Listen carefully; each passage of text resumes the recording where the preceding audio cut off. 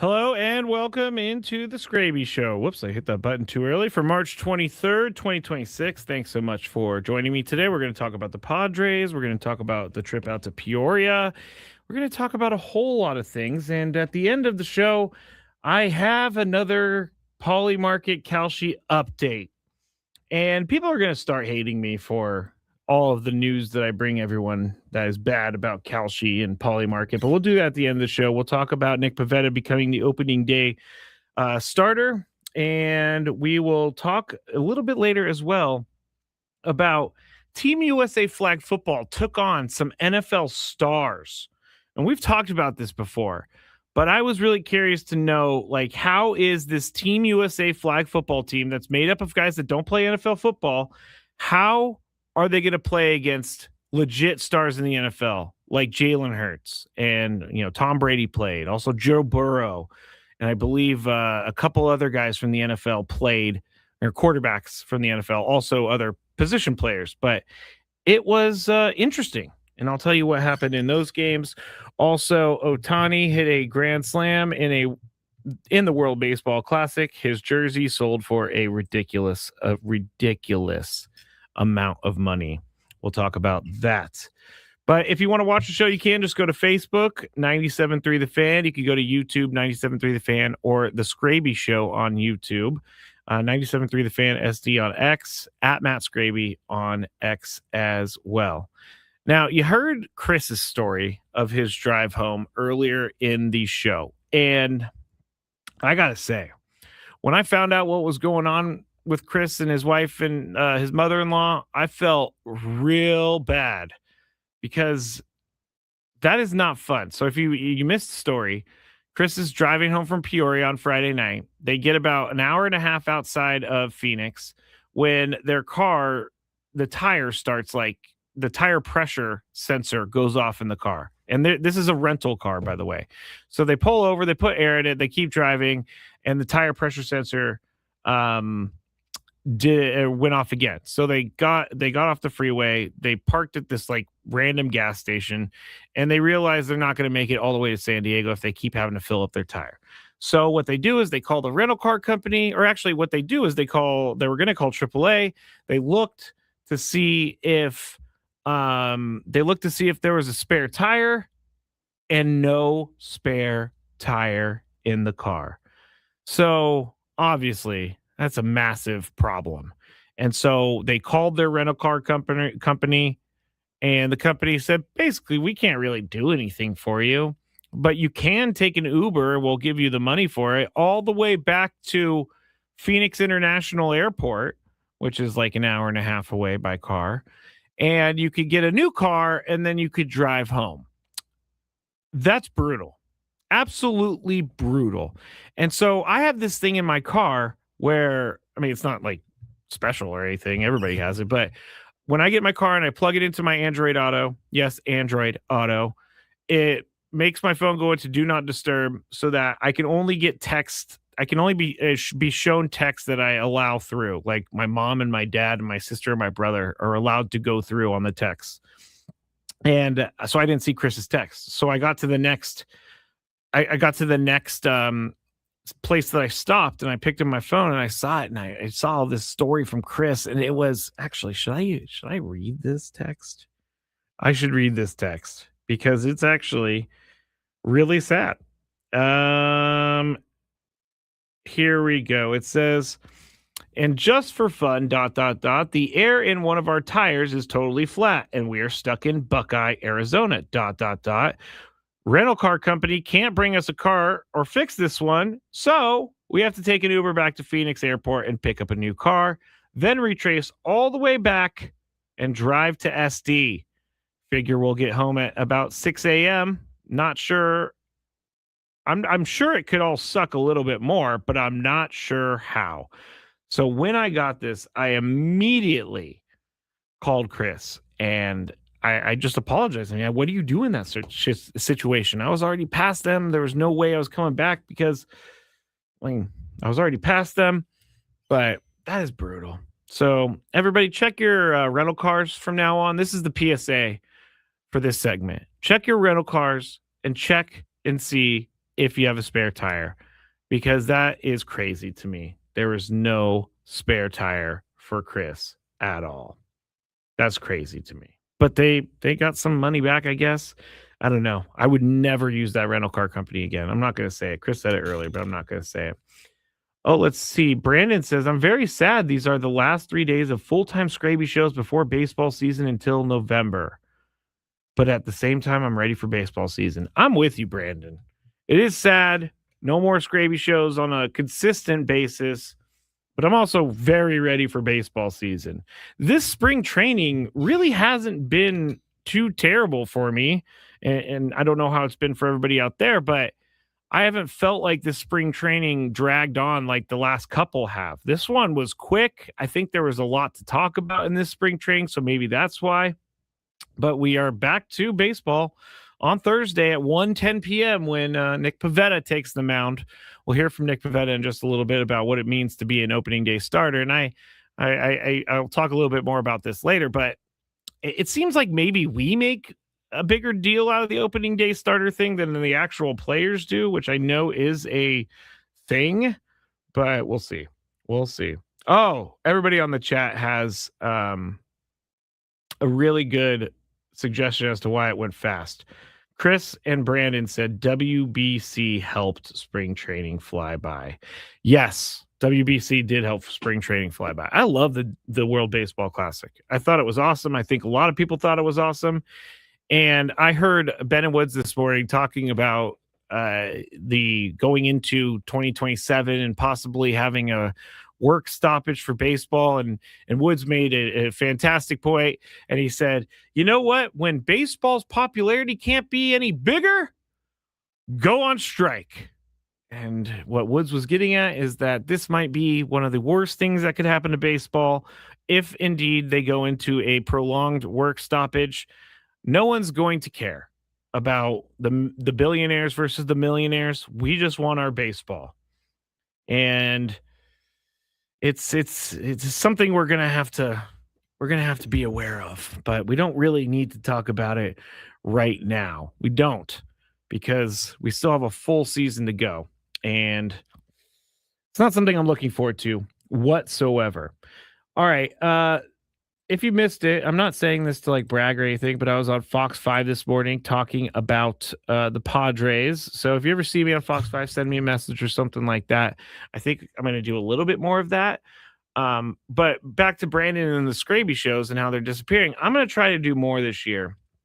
And I got to figure it out. I got to figure out the formula, because I don't want to do a Skraby show on YouTube only while Sam's doing his pregame show. So maybe I'll do like a first 3 innings Skraby show or something like that. I just want to try and do more things on YouTube while I'm not able to do my show. And I was also really playing with this idea. This is not a guarantee. I'm actually just kind of this is not a guarantee. I'm actually just kind of throwing it out there as a maybe gauging some interest. But at some point this season, I may want to get an MLB The Show tournament together. Again, do not hold me to this, but the reason that I'm saying it is because then I have pressure on me to actually make it happen. I don't even know if it will be radio station related, but I just bought MLB The Show 26 over the weekend. Yes, I was the sucker who bought the new year. And I was playing it. I was like, you know what? We could do like a World Baseball Classic type of MLB The Show tournament. And I don't know how that looks or how it works, but I played MLB The Show basically the entire weekend, and it made me pretty excited about it. So gonna have to go to the drawing board. If anybody has any suggestions, just hit me up on social media at Matt Skraby. Clay says, Skraby, please do not stretch yourself too thin. We don't want you to get worn down. Appreciate you looking out for me, Clay. But with less Skraby shows and sometimes preemptions, I think I'll be able to handle it. But I appreciate you looking out for me, Clay. Cole said he'd be in. Gonzo said WBC Madness. I don't know if that means he's in or not, but maybe not. I don't know. All right, Nick Pivetta let's go to him real quick because we're going to talk about Manny Machado in a little bit as well. Manny Machado is not a guy who likes to sit a lot on the bench. And I'm saying on the bench because he doesn't like to take days off. The Padres really want to help him, not help him, but make him take days off this year so they can pace him a little bit. I think at the end of the year, I think he kind of got worn down a little bit. So maybe pacing Manny Machado throughout the year it would be better. But here's Nick Pivetta, Sam Levitt, Kevin Acee talking about his opening day start and the first opening day start of his career. Well, Nick, congratulations on getting the nod for opening day. What was your reaction when you heard the news? Just grateful for the opportunity. Excited. Excited to get out of Arizona and just start the season off, in sunny San Diego. Your first opening day start in your career. What's the significance of getting this kind of opportunity? I think you just kind of look at the guys that, have gotten opening days in the past that I played with, and, they're all great pitchers, great human beings. So it's just an honor to be able to get that. And hopefully I can just start off on a good start. Last year, you had the opportunity to pitch in San Diego, experience what the ballpark is like, the sold-out crowd, some of the electricity there. What's your level of anticipation to have this opportunity in that kind of environment in particular?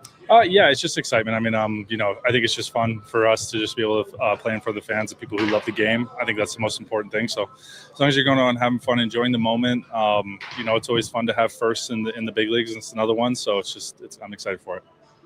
This seemed like as big a no-brainer as there's been in a long time. Did you come into spring thinking you'd probably be going on? I just didn't really focus on it too much. For me, it's just, it's not about how we start, it's how we finish. I've said that before, but I think it's just it's an honor to be a part of. Like I said, it's great pitchers have done it before, and I just want to put my best foot forward and hopefully come away with the win and start us off on a fresh start. I think it's good. When did you find out? A couple hours ago. Okay. Mm-hmm. I know you're full season, you want to win, all that, but like the setback, or not the setback, the slowdown that you had this spring, you think that had anything to do with delaying this decision? I don't know. You could ask Craig that. They make the decisions over there. I'm just a player. That's why I have a locker over here. So whatever decisions they make and whatever time they want to make it doesn't really matter to me because it's just spring training. I'm just getting ready for the season. I know I'm going to pitch one of those days early, so that's just where my mind's been at, and just grateful for the opportunity. I think I know the answer to this, but given the slowdown and the build back up, maybe you didn't get one more start or go up as high. Like, where are you at? Oh, I'm good. I feel very confident where I'm at with my body. There should be no setbacks, no delays, but, we also have a great bullpen, so that's always nice to have in the back of your mind as well. But, I'm just capable and ready to go. I felt like I came out of my last start very comfortable with how my body felt. Nick Pivetta seems to be downplaying excitement for it. And maybe he's not. Maybe he really is a mind, because I could totally see someone having to put themselves into the mindset of it's a long season, not just an opening day start. But at the same time, can't you be a little bit excited that you're going to be starting on opening day for the first time in your career? I mean, I like it that he's saying it's just like any other start, really. He's just starting for, he just wants to do well for the team, pitch well for the team. But I definitely think there's room for excitement here. And this is why I think fans make more of a big deal out of the opening day starter than we do. But sometimes I just don't believe that, and I'm not saying this about Nick Pivetta, I'm saying this about other, all the pitchers around the league that say this. I just don't believe that they're not like thinking about how exciting it is. Maybe if you've done it for, 12 opening days or something, it's not as exciting. But doing it for the first time in your career has to be exciting. I mean, opening day, I can't say that it's as important as it used to be because everybody would, skip school and go to opening day, but it's still an important thing in Major League Baseball. And I think it's okay to feel a little bit excited, Nick Pivetta. But at the same time, I think we all knew this. I think we all knew that Nick Pivetta was going to be the guy. And I think that when Nick Pivetta did as Kevin Acee said, quote unquote, slow down, I think I was a little worried. I think a lot of people were a little worried, but in this case, he came right back. He pitched pretty well, and he's ready to go for opening day. And I think he deserves this. I think he was the best pitcher for the Padres last year. Things that Michael King, I guess, he had some pretty bad starts in the spring. I can't sugarcoat it. They weren't great. Now their spring training starts, so I guess I'll wait until the regular season, but I couldn't see naming Michael King the opening day starter after the spring that he had. I wouldn't see them naming Randy Vasquez the opening day starter, not yet at least, but Nick Pivetta seems to be the right choice. Brandon says, I'm skipping work to go. It's important. Okay. See, for fans and us, and players in that regard, it is important. Opening day does hold a special place in my heart, even though when I was a kid, it wasn't like something that my family celebrated. I did love it. I was always into opening day. Clay says, maybe Pivetta is a low pulse guy, doesn't get too caught up in the moment. I don't know about low pulse, maybe low pulse, but I can't say I like when he pitches because he has an attitude on the mound. And he is a bulldog, I think they call him, on the mound. You do not want to mess with Nick Pivetta. And I love it when Nick Pivetta has little chats with himself behind the mound after he throws a bad pitch or something like that. I like Nick Pivetta. I think he's going to have another good year. He just sounds like he's in a good place, and I think that's very important as well. So Nick Pivetta, again, opening day starter for the Padres. When we get back, how are the Padres going to make sure that Manny Machado is ready to go by playoffs? Meaning, how are they going to pace him throughout the year? We'll talk about it on the other side. 97.3 The Fan.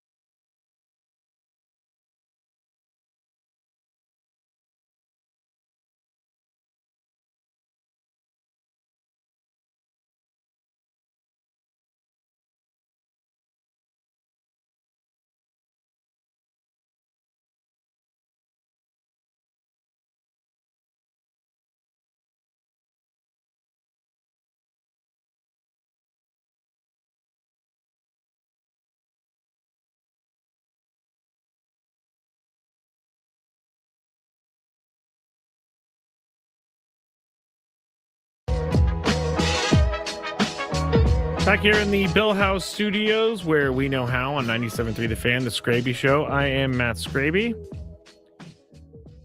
I received a text message from my brother in the break, and it made me sad. And I'm being kind of facetious a little bit, but I'm going to tell you about it later. I went over to visit my niece on Saturday, and she was showing, she's 3.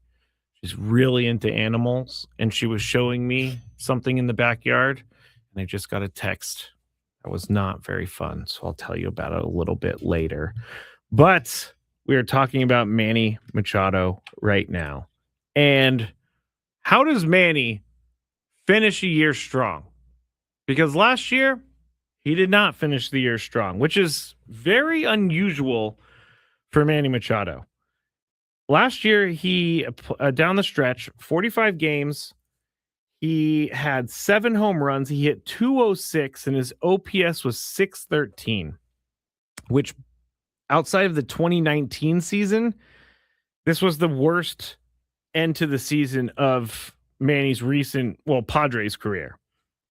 But if you look at what he's done in other seasons, 2020, I guess you're looking at 36 games. So he hit 373, 1,100 OPS, 11 home runs. 2021, 311 batting average, 6 home runs, 893 OPS in 31 games. 2022, 55 games, 313 batting average, 952 OPS, 14 home runs. 2023, 95 games. This is a bigger sample because he was pretty good throughout the rest of the second half of the season, but 25 home runs, 274 batting average, 850 OPS. 2024, 83 games, 298 batting average, 904 OPS. And then last year, 206 batting average, 7 home runs, 613 OPS in 45 games. Now, he's going to be 34 coming through, or at some point throughout the season. So he's not a spring chicken anymore. But something that really, really, really matters to Manny, and I like that it matters to him, he likes to post. He wants to play. He does not want to miss games. And part of the reason is because he's considered one of the active, what did they call? Oh, active Ironmen. He is the 6th. He has played the 6th most games among active players. Marcus Semien, 1,531 games. Freddie Freeman, 1,527. Lindor, 1,506. Paul Goldschmidt, 1,497. Nolan Arenado, 1,483. Manny Machado, 1,472. So that's part of the reason why he doesn't want to sit out, and part of the reason why he wants to post every single time. But it's not going to be easy to get Manny to get on board with this. Someone is going to have to tell Manny this is the deal, because he said when asked about not starting at third base every single day, he said that's not going to happen. Not going to happen at all. He does not want to do that. He wants to play every single day. But if you read a little bit further in this Kevin Acee article, you can see he is kind of accepting the fact that he is on the older side of his career, because he did end up saying, quote, "That's up to the manager. That's not up to me." What they're trying to do here, and it's smart, is they're trying to get him off his feet a little bit more than they did the last couple years. Because the older you get, it's just nature. It's just father time. The older you get, the more you hurt, the slower you are, the more you're sore. So I can understand why they don't want Manny Machado playing third base every single day. But at the same time, he has to. We say it all the time. This team goes the way Manny Machado goes. And if Manny Machado is struggling down the stretch like he did last year, it shows. And we could see it and we could feel it, and it's a tangible thing. We could touch it. But when Manny Machado is healthier and when he's not worn out by the end of the year, I think that he could finish a lot stronger this year. So Craig Stammen said they are going to get him more rest this year. It's not even a question. They're not even going to listen to Manny about this. He's going to get his rest. Now, there are certain days where I'm sure Craig Stammen will have to be talked into it. And there are certain days where Manny Machado is, going to have to be talked into sitting. So throughout the year, it's going to be very interesting to see how they deploy Manny this year. So Manny said, quote, I've seen guys who won MVPs and have gotten on a cold stretch and gone on the DL for a few days, then come back and get hot, then go back on the DL when they get cold again, and they play 130 games. So has it crossed my mind to play 130 games and try to win an MVP? Absolutely. But that's not me. It won't be me. I'll grind it out. Now that is Manny, and that is his personality. Someone's going to have to save him from himself. We talk about it a lot. Athletes need to be saved from themselves sometimes. And Manny Machado seems to be one of the guys who's going to have to be saved by himself because he's not going to want to come out of the game. Along in this Kevin Acee article, he's talking about how Mike Schilt last year thought by the end of the year, I guess the word Kevin Acee used was mused about sitting more. And this is kind of weird to think, but he was saying next year I'm going to have to get Manny off of his feet more. Well, there was no next year. So it's up to Craig Stammen now. But Mike Schilt was saying last year he was at some point the only guy who was going for the Padres. So how am I supposed to take him out of the lineup when he's the only guy who's been hitting on a consistent basis? You can't. Especially last year, we all saw it. You could not remove him from the lineup. So that's why this year they have some better bench pieces. It's not going to be, I don't think it's going to be that big of a deal if Manny Machado DHs one day, which he's not going to just totally come out of the game. Of course, sometimes he will totally get the day off. But for the most part, if he's not playing third base, he's going to be a DH. Craig Stammen said this about him, which I think is a little funny because it gives you a little bit of a relationship between Craig Stammen and Manny Machado. Quote, he's no spring chicken anymore, and we want the best for him. He wants the best for himself, wants the best for the team. We can make this good decisions that way with that in mind. And now the last comment from Manny that I'll read from you is when Kevin Acee approached him about sitting a couple more games throughout the year. Manny said, quote, I'll rest when I'm in the ground. But then Craig Stammen immediately said, oh, yeah, he's going to get more rest. So I think he's going to get more rest. And Chris has a good point in the chat. Maybe that's why they were quick to sign France to the opening day roster. One of the things I don't get about Ty France is why more teams weren't interested in him.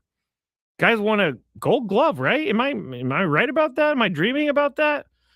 Guy won a Gold Glove. At least offensively, a team should want him. I have no idea why teams did not want Ty France on the roster, but it does make sense, Chris, that they would have a guy like Ty France to back up Manny. They need someone because Ty France is going to be able to hit for some power as well. It's not going to be like Manny Machado, but Ty France is not going to be for one game. Ty France is not going to be a huge drop off from what Manny Machado can give you at the third base position. So do I think he plays 130 games this year? I think he plays more than 130 games. I think he's going to DH more than we think, but I cannot see him missing 32 healthy games. I just can't see him missing 32 healthy games coming up this year. I don't, in any universe, see him sitting on the bench and watching his team for 32 games. And maybe if they get to a point in the season where they have a good record, they can rest him a little bit more. But I think bottom line this year, Manny Machado is going to have to get less games or play less games. He is. It's just part of life that when you get older, you can't do as much as you used to. And so Manny's not that 18-year-old player anymore. He cannot just go play 162 rolling out of bed. Now, he can play 162 better than a lot of guys, but I think the right number is between 135 and 145. Oh, Gonzo says 140. I could do 140. 22 games on the bench, that's fine with me. That's enough games. So keep in mind and watch out for how they use Manny Machado this year. All right. Skraby Show, Matt Skraby, 97.3 The Fan. All guests on 97.3 The Fan are brought to you by the SDCCU Fan Hotline. It's not Big Bang Banking. It's better. When we get back, I want to tell you about this Team USA flag football team because I thought it was pretty cool. So we'll talk about that. We have a daily gripe. We also have that poly market thing. And then I have this sad story I got to tell you about the text of the break. It's all next on the Skraby Show, 97.3 The Fan. Ben and Wood.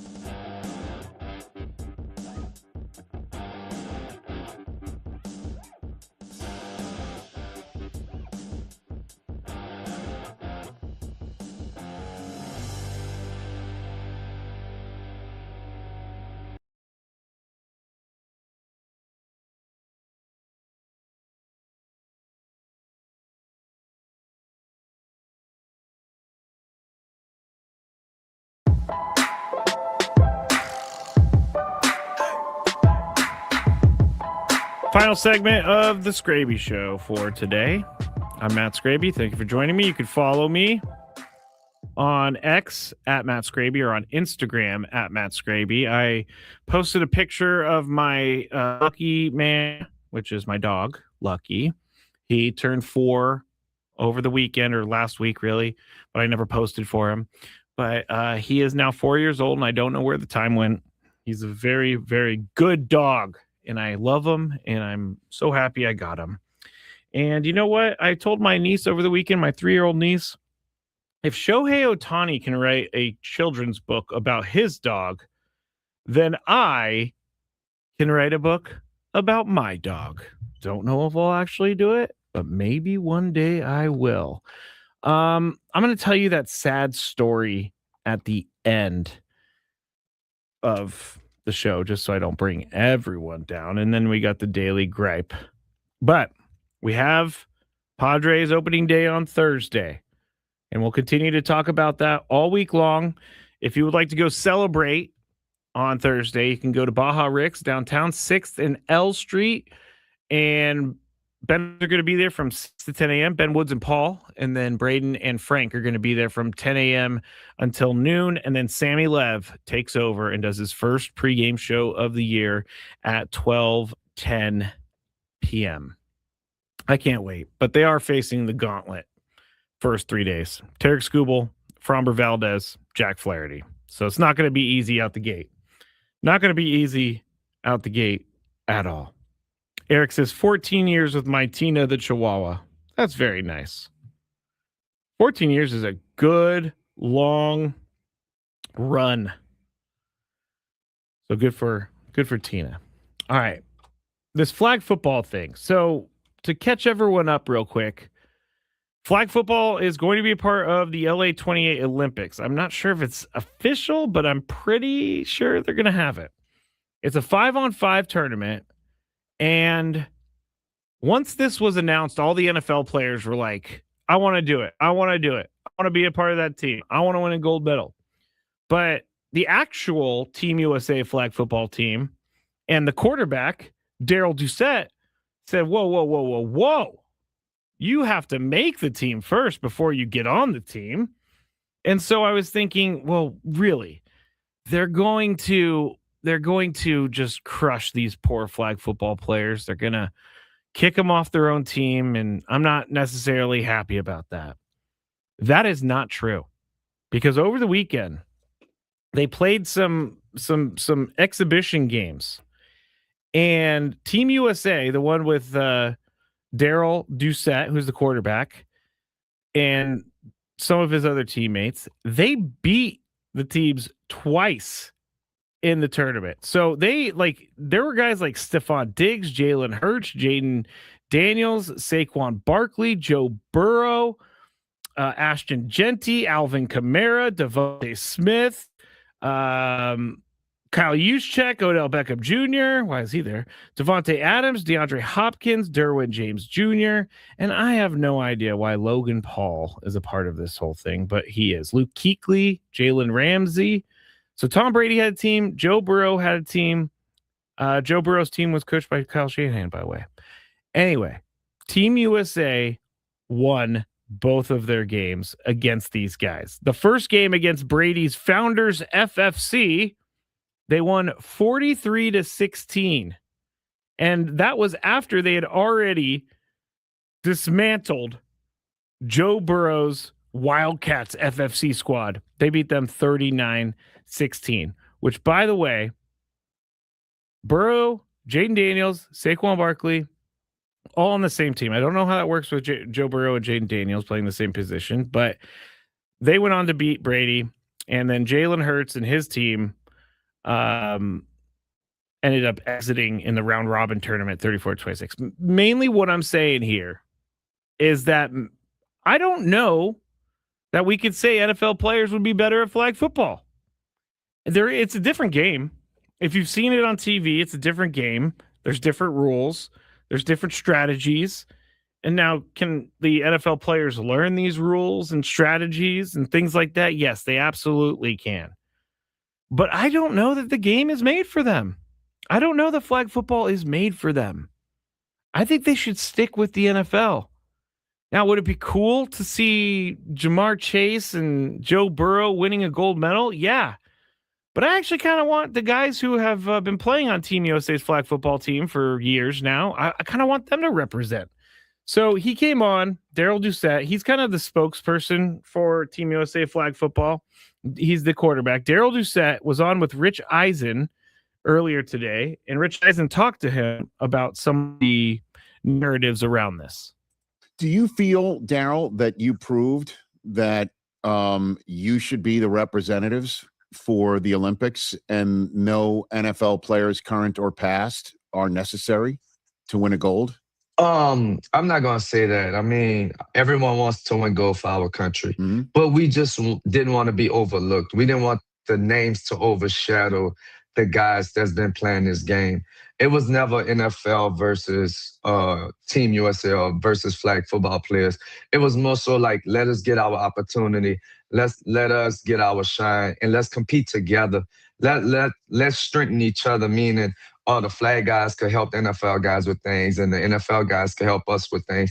It was never about them versus us. And I don't plan on it even being like that. Like those guys, I thought I would have a lot of negative things to say after the weekend, and all I could think was all the positivity that those guys showed towards us. So there you go. I kind of like what he said there. He's just not like saying, "Hey, NFL guys, go back to where you came from because we have it covered over here."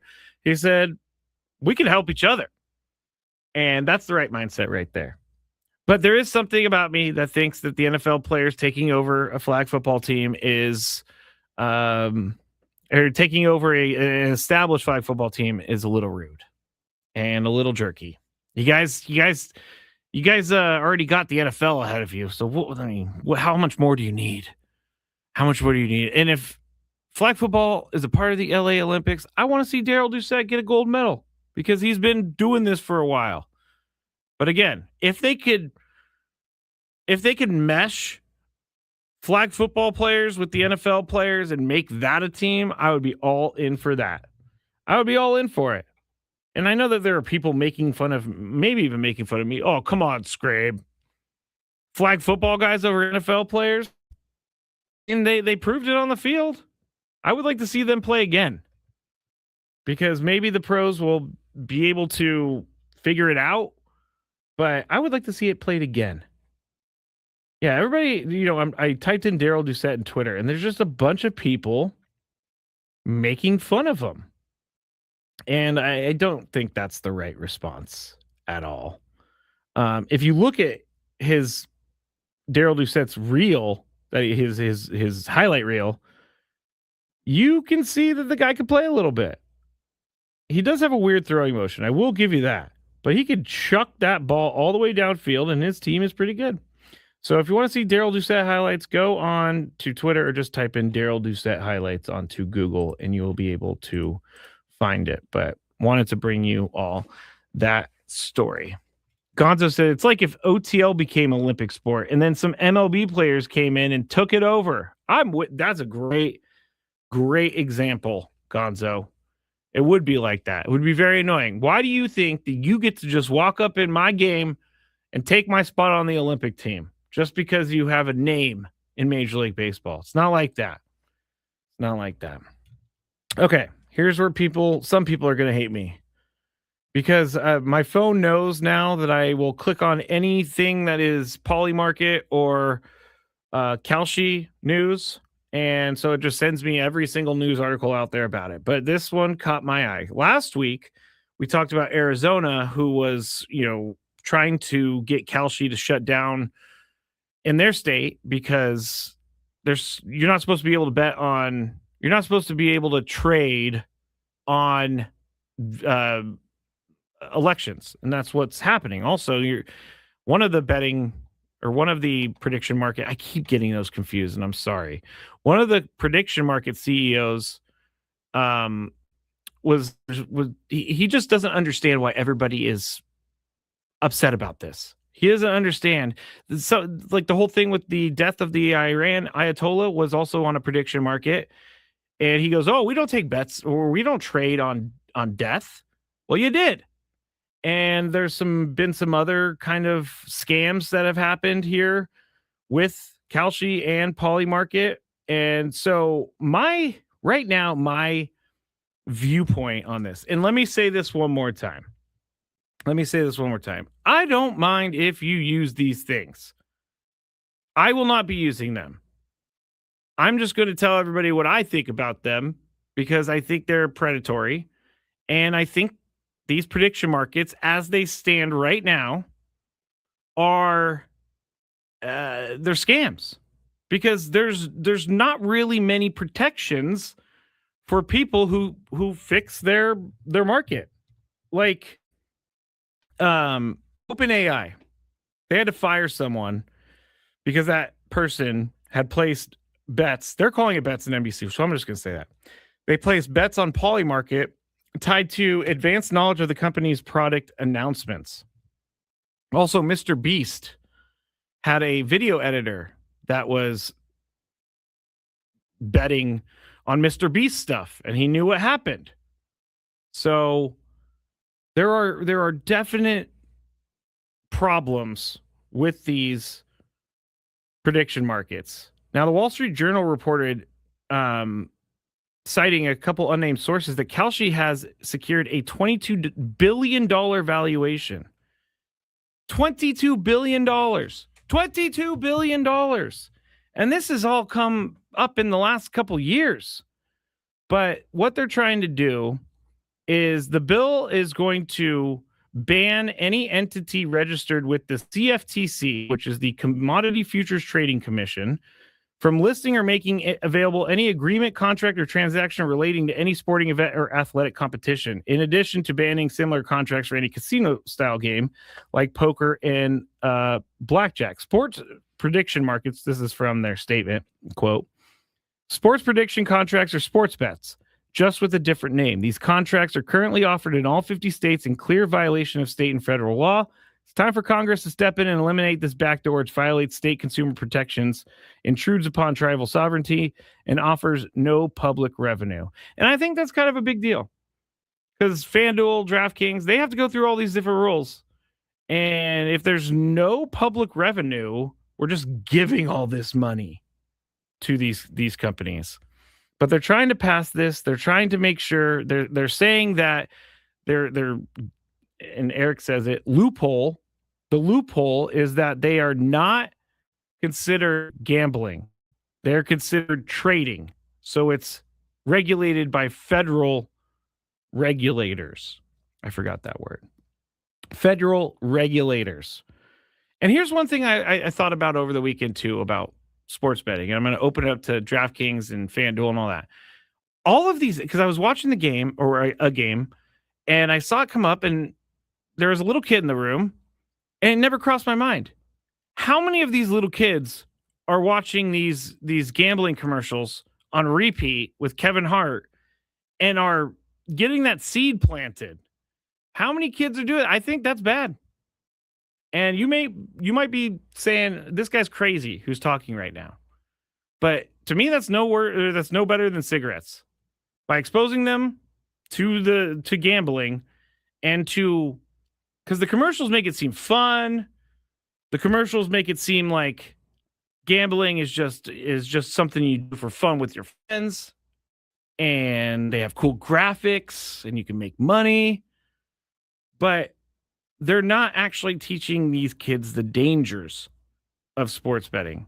So it crossed my mind, like how many kids out there are getting, for lack of a better term, brainwashed by all of this.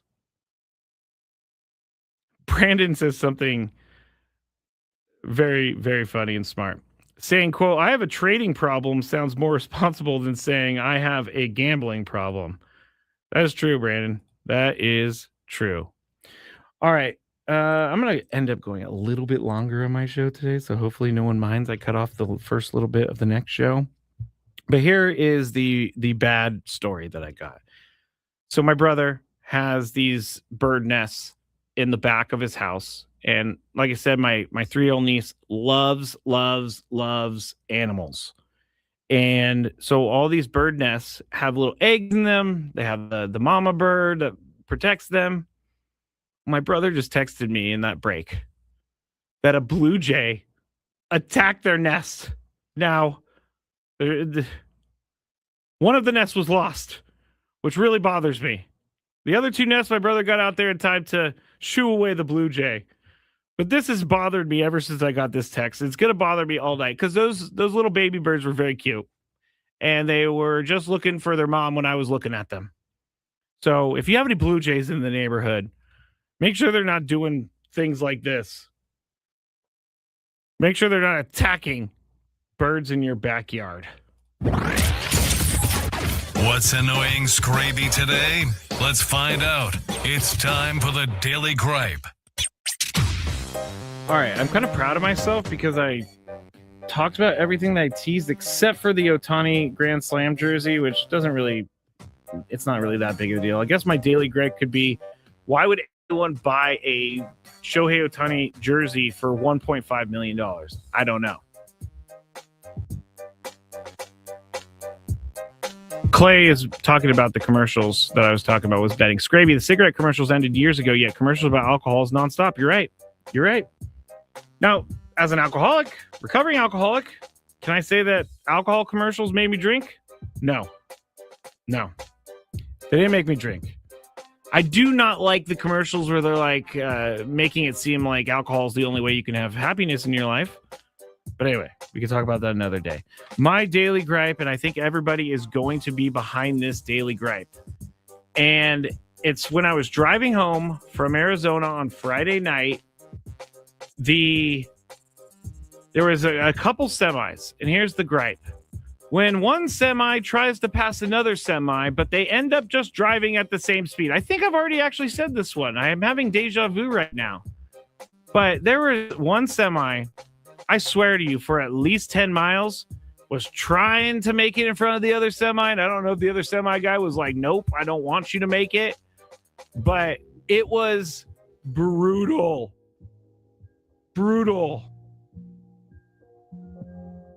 Brandon's got some good comments today. I'd still say, even with that gripe, that your drive went better than Chris's drive went. That is true. I will not. If I was Chris, my daily gripe would be, why does my rental car have no spare tire? What am I supposed to do when my car gets a flat? That would be my daily gripe if I was Chris. So I'll just say it for him. All right, that's it for the Skraby Show. Kind of all over the place there at the end, but I appreciate everybody listening.